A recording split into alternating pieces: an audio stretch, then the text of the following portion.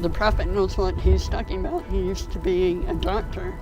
For the first time since the pandemic, Temple Square is reopening to the public for Christmas with masks and vaccinations required. More than 12% of Utah children ages 5 to 11 have received their first dose of the COVID-19 vaccine. We have some incredible members of the legislature who worked very hard on these. Governor Cox says he will not veto the redistricting maps the legislature created. Welcome to UniverseLive. I'm Harley Hunsaker. And I'm Emily Jones. Today is Wednesday, November 10th. Breaking news, Utah's redistricting plans are heading to Governor Cox's desk after the Senate approved them just 15 minutes ago in a 21-7 vote. Governor Cox says that he won't veto the plans despite claims of gerrymandering from the public. I'm a very practical person. I'm not a bomb thrower, and I believe in good governance. The Legislative Redistricting Committee released the plans this weekend and held a public meeting on them on Monday. In the meeting, many Utahns pointed out that the dividing Salt Lake City into 4 congressional districts is unfair and gerrymandering. Governor Cox compared Utah gerrymandering to the widespread gerrymandering in the rest of the country. I've shared our maps with friends that live on the East Coast, and they always laugh at the gerrymandering that happens here. The Independent Redistricting Committee proposed their own sets of maps, but the Legislative Committee stuck with their own plans. Utahns have decided they're not going to let this slide and are taking their concerns to social media. One post drew lines around the largest minority populations in the state, right along the lines of the districts dividing Salt Lake City. One Twitter user pointed out that St. George is with Salt Lake City and Park City is with Provo and Sandy in the plans. They say it's only good for the legislators and goes against what Utahns voted for. Another post mentioned that in the Monday meeting there were 6 people for the plans and 150 people against.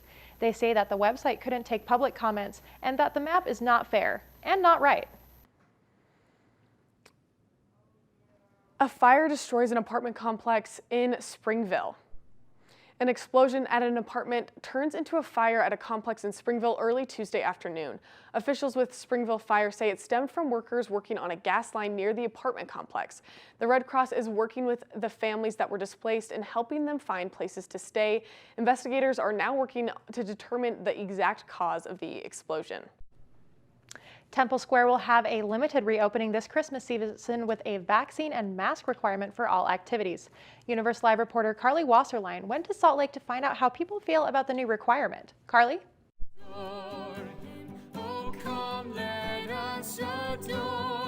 For the first time since the pandemic, Temple Square is reopening to the public for Christmas. The light display will be limited due to the pandemic and continued construction on the Salt Lake Temple. Activities will include a new animated nativity, a musical presentation, and a Christmas devotional hosted by the First Presidency of the church. The church has always encouraged its members to get vaccinated against COVID. We thank you for following our counsel. And that push has continued. The church is requiring both masks and vaccinations for anyone participating in the activities. Some members are happy about the requirement.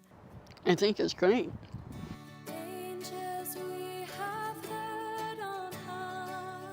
And some non-members say that it makes them more likely to come to activities. Much more likely. When I signed up for my plane ticket to get here, I selected the flight that said vaccinations required.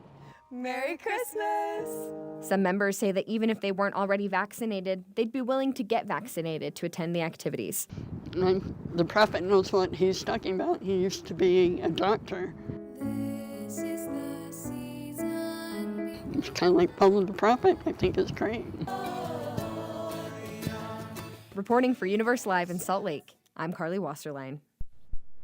Nearly 12,000 kids in Utah between the ages of 5 and 11 got the vaccine on Monday. The latest vaccination and COVID-19 statistics from the Utah Department of Health bring some new insights. 3% of children in Utah are now fully vaccinated, 55% of Utahns are fully vaccinated, and 62% have received at least 1 dose of the vaccine. Utah health officials also reported over 1,500 new cases on Tuesday alone. Crash Responder Awareness Week is here and the Provo Police Department is sharing their advice. Passing a vehicle crash? Keep your eyes on the traffic. Leave your phone alone. The Provo Police Department is promoting Crash Responder Awareness Week. The goal of the week is to reach out to every emergency responder, every driver, and every passenger.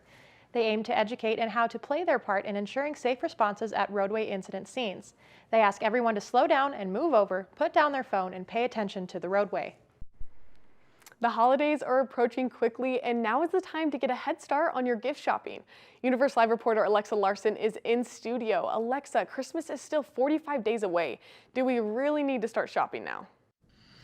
Yes, COVID-19 has caused a ripple effect on the global supply chain, delaying shipments this year. That means there has never been a better time to shop local. I feel like as a worker here, like we invest so much in our customers. Like we just want them to have the best experience. Local businesses all throughout Utah are gearing up for a busy holiday season. Boutique owners, artists, and bakers are just a few of the entrepreneurs hoping to do well with their sales this year and continue to grow their businesses. This time of year is a time where a lot of small businesses grow because everybody, like I said, they want unique and customizable gifts. There are lots of good reasons to shop small for the holidays. And since it's like a smaller store compared to like those big department stores, yeah, like it's just so easy to like get help from the staff, and it's just like a nice experience. I think shopping small just can be more heartfelt from that customer's perspective, and I think that's why a lot of people choose to reach out to me for custom orders, is to make something really special. Especially around the holidays, just because it, like that time of year gets so stressful, and I feel like it's a super like nice plus to like have a good customer service like on your side. Because of COVID's long-lasting disruptions, many people are feeling stressed about getting their holiday packages delivered to them in time. But when you shop local, not only are you avoiding these possible shipping delays, you're also helping entrepreneurs in your communities to succeed.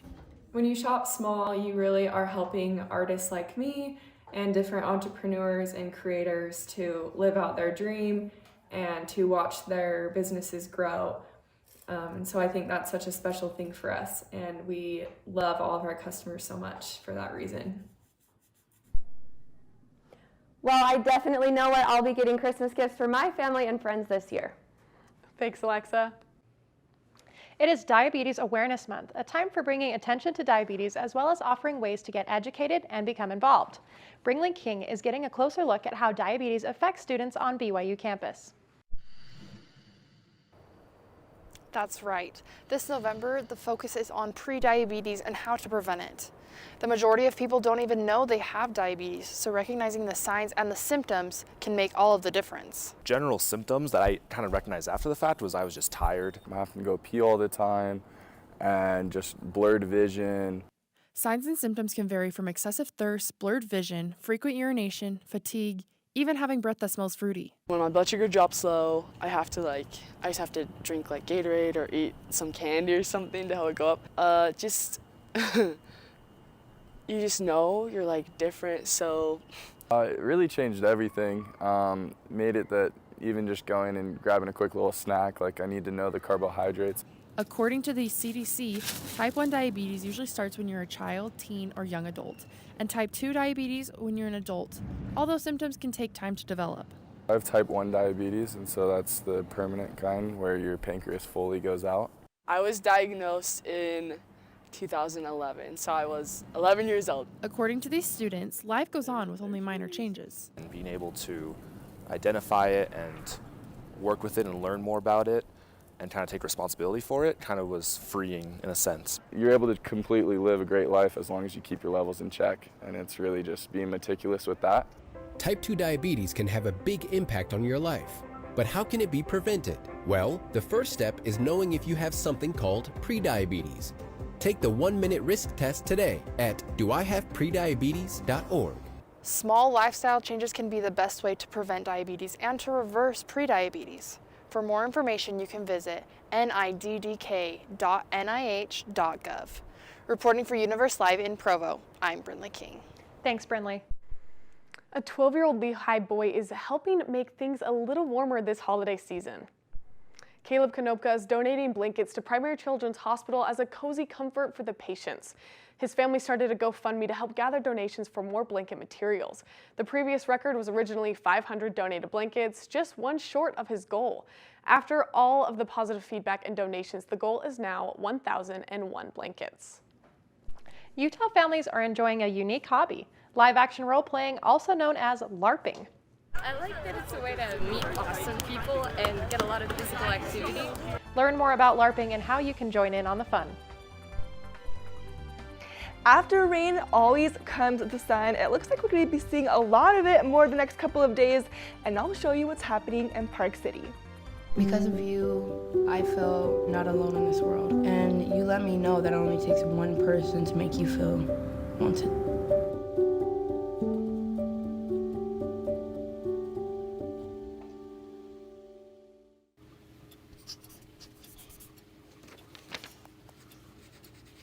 If you love them enough to relearn math so you can teach them math, then surely you'll check nhtsa.gov/therightseat to make sure they're correctly buckled in the back seat.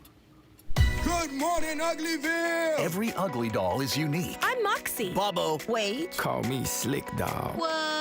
And every child is too. They can be pretty lovable. That's why when you travel, you should make sure your child is in the right seat for their age and size. This is why you're the wisest doll in town. Well, keep them safe by visiting nhtsa.gov/therightseat. Isn't that right, gibberish cat? Couldn't be better. Find the right seat today. Utah County Battle Guards had their last meeting of the season yesterday, and Emily, you had the opportunity to attend. That's right, I got to try out a new hobby last night with some new friends. These people, especially the kids, were tough as nails and even tougher when it came to beating me up. Check this out. It's really stormy out here. These kids are tougher than I am, but I'm gonna give it a shot. Ever heard of LARPing? It stands for live action role playing, a popular hobby where you can dress up and be someone else for a couple of hours. For Utah County Battle Guard, it means giving families an opportunity to pummel each other in the name of practicing their melee skills. The goal is to have a family-oriented group, and so parents and kids, you don't hear profanity here. Basically, just a bunch of people come, and he has a bunch of foam weapons ready. And then there's rules that so people don't get hurt and stuff, and also so you can kill people. I like that it's a way to meet awesome people and get a lot of physical activity, and it's just really fun to tell your friends, I spear fight. The weapons are artificial, but that doesn't necessarily mean that they can't give you bruises. It is a carbon fiber tube, pipe insulation, hockey tape, and a little bit of camp foam pad on this tip. Okay. You might notice that I'm not the only one dressed for the occasion. Where can I get some of those clothes? And we make most of them. And so we get together, we have a crafting club, and we make our weapons and shields, we make our clothing, or you can buy it, either way. For some of them, it's a great way to blow off steam and make some friends. Sometimes the turnout can be up to 100 people. I always make my team name Wildcats, so whenever at the end we'll be like, "What team Wildcats? What team Wildcats?" After asking around, everyone seemed to be a fan of the game Warlord, where you can smack anyone at any time. Every person starts as an individual, not on a team. When you kill someone, they're on your team. If you look closely, you might see me winning the game, with a little assistance. Battle Guard won't meet again until next March, so you can spend the winter getting your weapons ready. Harley, are you down? I'm so down. I'll start prepping my weapons right now.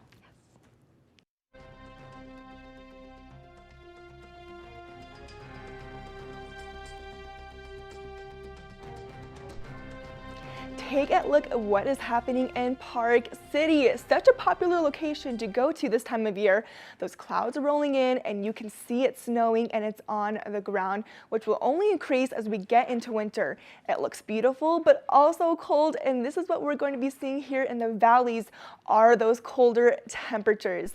Behind me on our radar, you can see Utah, we're going to be drier conditions in the next 6 hours. Just a little cloud coverage, but ultimately we're going to be seeing that sun from from the rain we had yesterday. And from Salt Lake City, we have some inches from that rain yesterday as well. Usually we can see the average in November, but then we got 0.25 inches yesterday of rain. Hopefully we can reach that average this month of November of rainfall. And I know we can do it. It's going to help us so much. As we go into today's temperatures for the Beehive State, we're going to be reaching below freezing in some of the areas. Logan almost at 33 degrees, Vernal 28 degrees, right there in 31 of Richfield and Price. And then we'll be in the 50s for today across Utah. Logan 45, St. George, you'll be at 70 for your high. For southern Utah, you'll see that sun all the way through Monday. You'll be right there in the 70s, beautiful for you guys. And then in northern Utah, we have chances of seeing rain in Veterans Day, and then just constantly seeing those clouds. 60 degrees there in the daytime as well. And this is we're in the thick of fall right here. And Park City is beautiful this time of year. Sounds amazing, Isabel. Thank you so much. Have a great day. Fantastic.